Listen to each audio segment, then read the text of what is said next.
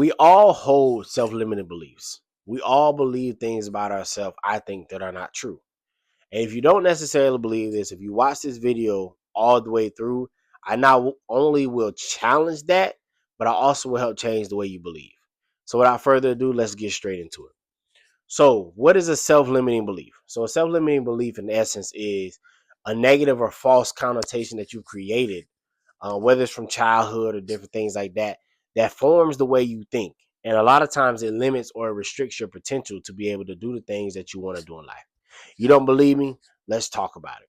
So, a lot of self-limiting beliefs that we have are, I'm not smart enough, I'm not strong enough, I'm not able to do that. I can't create videos. Who's gonna watch my videos? What do I have to talk about? I don't have anything to talk about. Who wants to buy this product from me? These are all self-limiting beliefs that you believe that you have to be something or do something in order to do the thing that you want to do in this life. Like, you believe that you have to be somebody else in order to be that, or it's not meant for you, it's meant for somebody else. So the truth is, these things often stem from childhood. As a person who's been in therapy for over 5, 6 years, I have seen this to be true for me. So you have a concept that I would say in therapy, but in life, it's the root and it's the fruit. So everything is a tree. Life is a tree. You are the tree of life. You are your own tree of life. And you have the root, which is your roots from your tree, and you have the fruit, which is the fruit that comes from your leaves. So the root is, where do these things come from? Where do you get your nutrients from? Where do you get your inspiration from? Where do you get your word from? Where do you get your confidence? Where do you get your worth from? And the fruit are the manifestations of these things. So, for example, if the root is you are not if the root if the fruit is you not believing in yourself, or you don't think you're capable enough, or you don't think you're smart enough, where does this stem from? So a lot of things I've learned in my life come from a couple different scenarios.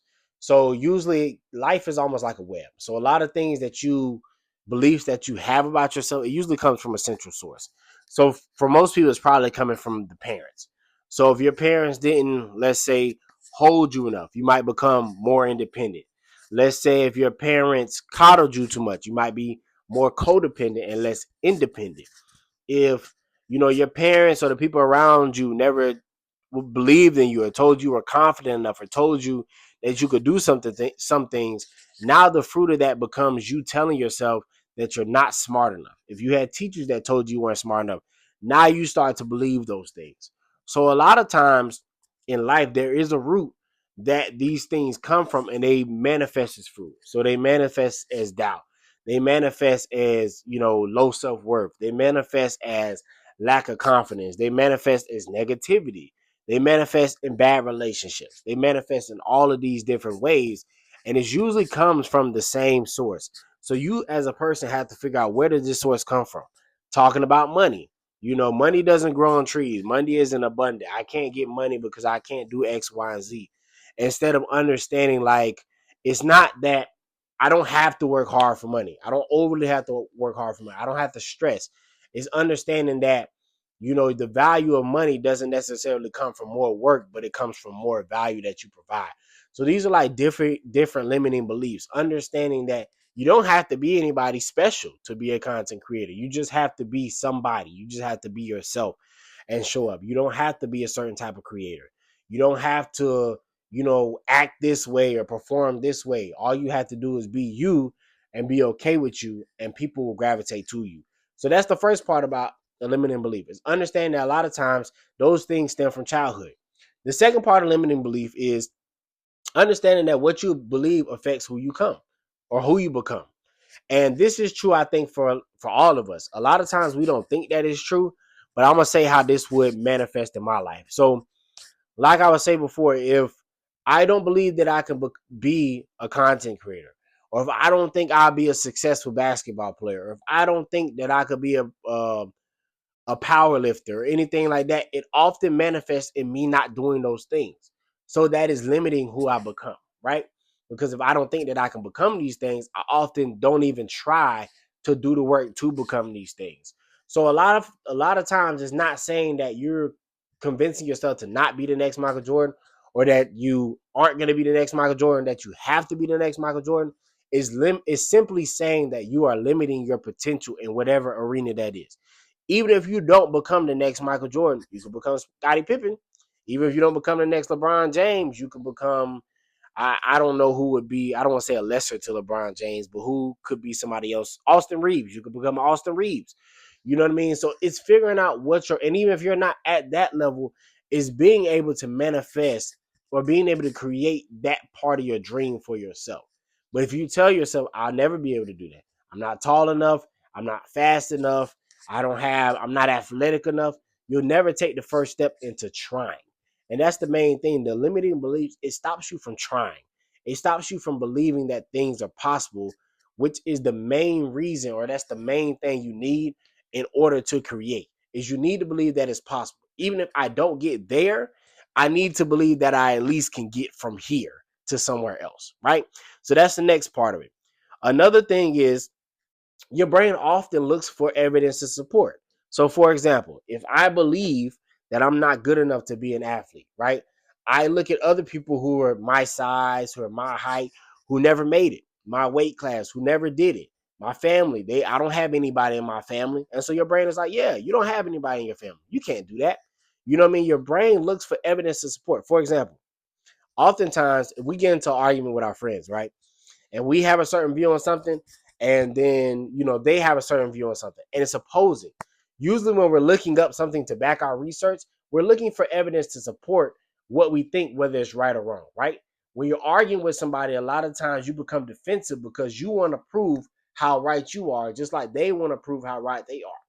You're not looking for the reality. You're looking to approve or affirm what you already believe, whether it's religious, whether it's political, whether it's, race, whether it's social, whether it's relationship, whether it's, something that's not important at all. Even in a debate, you're looking to affirm your side. And so when your mind is telling you, okay, this is my thought, your mind's job is to put your thought and then find reasons to affirm whatever your thought is. Just like, when you buy the car, like the red car theory, your mind is looking to say, okay, now I have this red car. I'm going to find other red cars like this, because your mind is trying to find things similar to what you already see or what you already believe is to be reality. It doesn't mean those things didn't exist. It doesn't mean that other things don't exist outside of that. But that is how your mind kind of confirms, or that is how your mind works. It's working to support or provide evidence for the things you believe. So if you want to kind of challenge your limiting beliefs, you kind of have to, start talking to yourself and change the way that you think about things. That changes what you believe, and ultimately it changes who you become, because now you're not scared to try anything. Now you're not scared to step out of your comfort zone and do different things, and just try. Not even that you have to reach this level, but it's just like to just try and believe that you can do that thing or enjoy that thing or experience it from a different perspective. So the next thing is that every belief has a cost, right? And this is so true, because if you don't believe that you can do it, you'll never try. And if you never try, the cost of that is never living the life that that you thought could be possible. A lot of times growing up, it's a lot of people who grow up and they don't believe things are possible. And it's because nobody ever told them. It's because their environment affirms the fact that this is not true. This does not happen, because it does not happen for people where I come from. And because of that, you start to believe things like people who are successful can be evil, which is true, or they are evil, but they can be evil. Or you start to believe that it's not possible for me. It's only possible for them. Or nobody from my neighborhood ever makes it, or nobody from my family ever makes it. So why should I even try? Does that make sense to what I'm saying? So that costs you a lot, because it costs you the ability to say, maybe I want to move to another place. Maybe I want to do a different job. Maybe I want to dream of a different position and try to work towards that. Maybe I do want to follow this dream. Maybe I do want to be an astrophysicist. Maybe I do want to be an astronaut. But because nobody where I'm from ever did it, maybe I want to be a robotics engineer. But because nobody I know ever did it, it's not possible for me. You know what I'm saying? So it's challenging those beliefs, right? It's challenging those thoughts in your mind, like, nobody does this. How am I going to be able to do this? It's not possible for me to do this. I cannot create this reality to say, what if it is possible? What if I just try? What if I just took the first step? And a lot of times when you take the first step, you'll start to see that, you'll start to have this inkling, this light bulb goes off, like, oh man, like I might be able to do this. I might be able to do something, And it doesn't mean that you won't doubt yourself from time to time, but the further you go down the line, your mind will start to produce evidence that what you said was possible, because you stop looking at all the things that don't affirm what you're saying, and you'll start looking for the things that do affirm what you're saying. So when it comes to content creation, seeing other people that look like me, okay, I can do this. Seeing other people that talk like me, okay, I can do this. Instead of looking at all the people who stopped doing it, or who doesn't do it anymore, or who said I couldn't do it, I start looking at the people that do it and say, oh, I can be like this person. I can mimic that. I can try that. I can test that. And eventually your mind starts to say, you know what? I don't even need them. I believe in myself. I know that I can do this. I know that I can believe that. Even if I don't come the next, Mr. Beast or a person with a million followers, or even if I strive to do that, I know that I can be better than I am today. And I know I can follow this path. So ultimately, self-limiting beliefs, they don't just remove themselves by motivation. It's just by reps. You have to retrain your brain. Neuroplasticity. Understanding that the links in your brain can change. You have to rewire your brain. And the only way that you rewire your brain is by listening to things that's positive, by listening to things that affirm you, by, staying off of social media and certain things, by starting following the people that you want to be like, whether it's in business, whether it's content creation, whether it's in sports, like listening to their interview, reading their books, see how they talk, see how they act, see what their habits are, and then just starting, just trying. So that means that, hey, I want to be a basketball player. It's like, let me go to the gym and just try to get some shots up. Let me work on my handles. If I want to be a content creator, let me just start by recording myself and making videos, whether they're good or not. Nothing is going to be good at first. You're not supposed to be good at first, because it's literally a new skill that you're learning that you have to teach yourself. But you have to have the belief that you can at least try. You know what I mean? And trying can take you a lot further, because at least it gets your foot in the door. So this is how important self-limiting beliefs are, and this is how they impact us. And my life has changed because I changed the way I believe. Like, I no longer believe that I can't do certain things. Now there are factors to life where, I'm not saying genetics and, abilities and, opportunities, might not come for certain things, but it doesn't mean you don't try, because if you don't try, you'll never ever know. So I hope this video helps you. If you like this video, like, comment, subscribe. Till next time, peace.